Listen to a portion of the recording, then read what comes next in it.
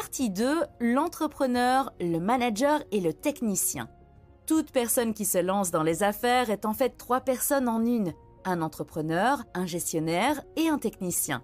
La façon la plus simple de comprendre cela est de suivre un régime. Tous ceux qui ont essayé de suivre un régime savent qu'ils ont en eux un gros et un petit.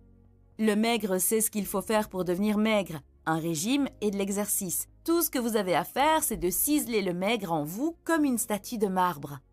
Mais le gros ne veut pas aller courir. Le gros aime la malbouffe. Tu pourras t'entraîner plus tard, peut-être demain ou jamais. Tous ceux qui ont déjà vécu le conflit entre le gros et le maigre savent ce que je veux dire. Vous n'êtes pas seulement un maigre ou un gros, on est les deux.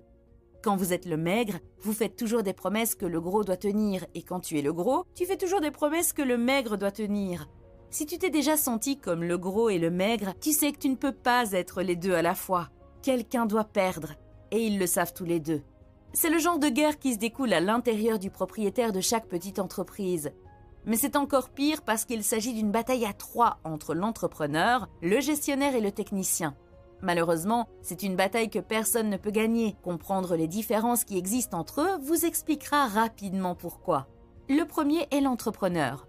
L'entrepreneur est un visionnaire, le rêveur. C'est lui qui, à l'intérieur de vous, rêvassez en regardant l'horloge et en imaginant une vie meilleure. Il vit dans l'avenir, jamais dans le passé et presque jamais dans le présent. Ils sont vos innovateurs et sont toujours les meilleurs pour travailler avec l'inconnu, transformant le chaos en harmonie. Ils ont un fort besoin de contrôle parce qu'ils ont besoin de contrôler les gens et les événements dans le présent pour réaliser leur vision ou leurs rêves. Cela pose un gros problème. Ils vivent dans un monde fait de trop d'opportunités et tout le monde autour d'eux ne fait que les ralentir. Cela signifie qu'ils font généralement tout ce qu'il faut pour faire avancer leurs projets, même s'ils doivent intimider, harceler ou crier sur leurs employés. Pour les entrepreneurs, la plupart des gens sont des problèmes qui les empêchent de réaliser leurs rêves. Vient ensuite le gestionnaire. L'entrepreneur a une vision d'avenir pour l'entreprise, mais le gestionnaire qui est en vous veille à ce que l'entreprise fonctionne bien dans le présent. Ils sont pratiques. Le manager veut que les choses soient organisées et en ordre. C'est son travail de nettoyer le désordre de l'entrepreneur. Si vous êtes comme moi, vous avez un tiroir de bric-à-brac chez vous. Il peut se trouver dans votre cuisine, dans un bureau, mais il s'agit d'un tiroir rempli d'objets hétéroclites. Vous ne savez pas comment il s'est retrouvé là, mais un jour vous vous êtes réveillé et il était plein de bric-à-brac.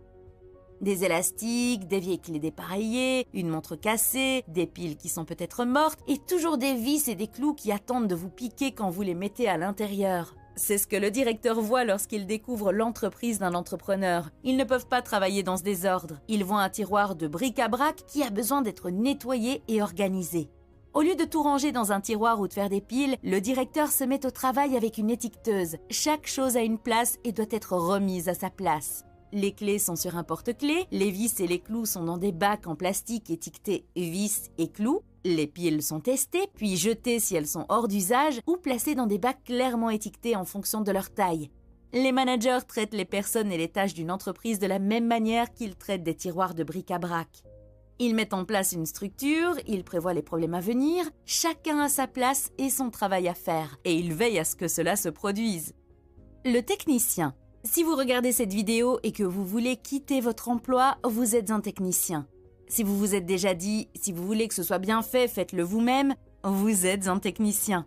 Les techniciens aiment la sensation de faire les choses, de mettre la main à la pâte